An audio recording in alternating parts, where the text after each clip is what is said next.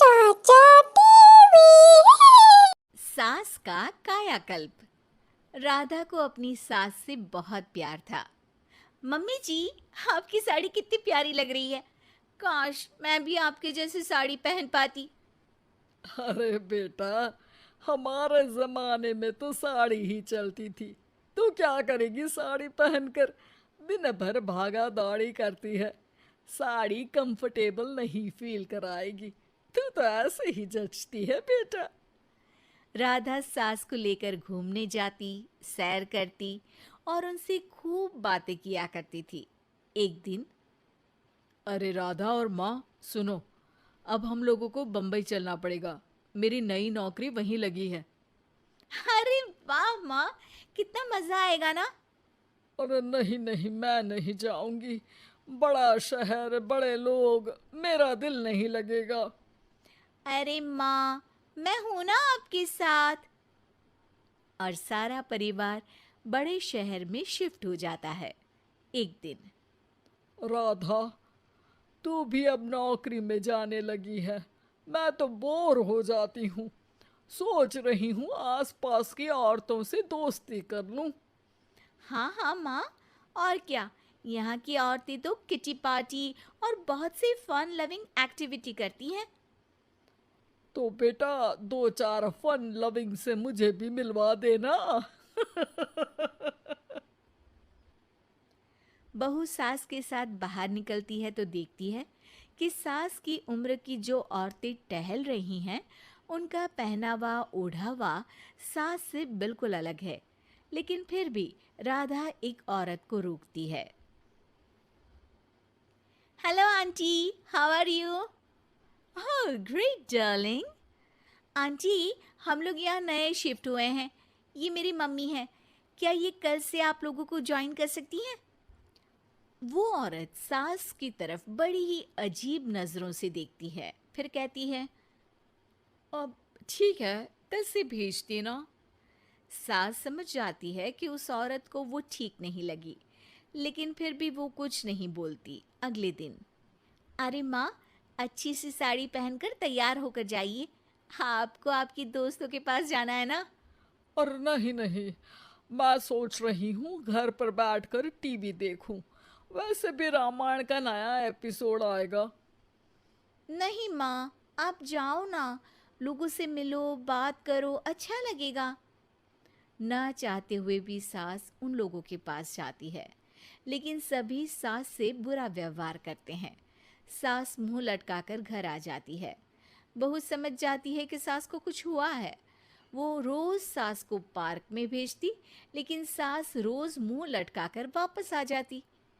क्या हुआ माँ, आप बाहर जाकर खुश नहीं होती हैं? अरे बेटा, खुश तो हूँ लेकिन लेकिन क्या माँ, आपको तो लोगों से मिलना, बातें करना अच्छा लगता था। मैं देख रही हूँ कि आजकल आप बाहर से आती हैं तो परेशान सी दिखती हैं।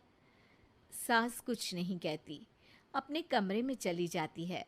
अगले दिन राधा चुपके से सास के पीछे पार्क में जाती है। हेलो, कैसे हैं आप लोग? एक औरत मुंह बनाकर साइड हो जाती है।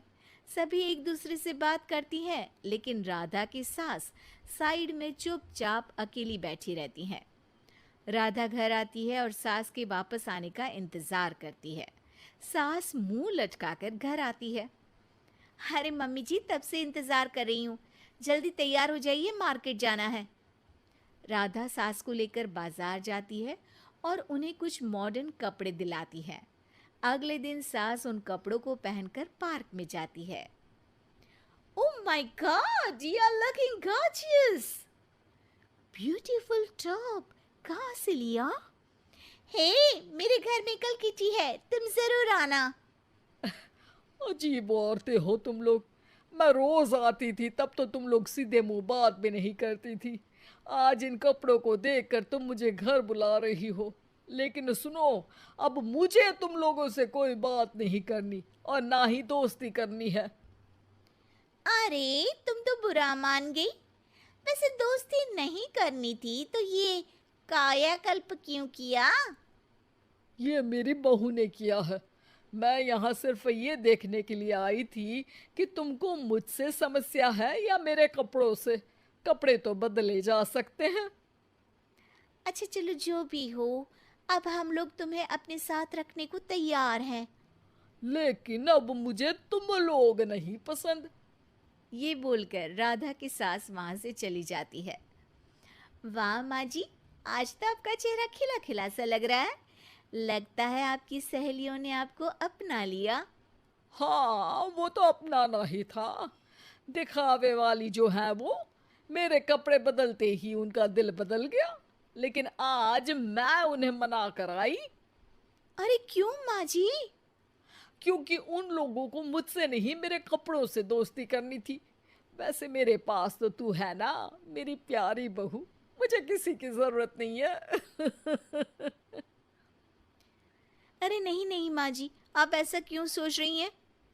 बेटा, ये गलत भी तो नहीं है। जैसा देश वैसा भेष। क्यों? ठीक है ना माँ, अब जब ये हम लोगों का देश है तो क्यों ना हम यहाँ का भेष अपना ले। हाँ हाँ, जरूर, मैं तो तैयार हूँ। समय के साथ खुद को बदलने में कोई बुराई नहीं है, लेकिन कहीं नकल के चक्कर में बंदर ना दिखने लगूं। खैर, बहू लग जाती है सास की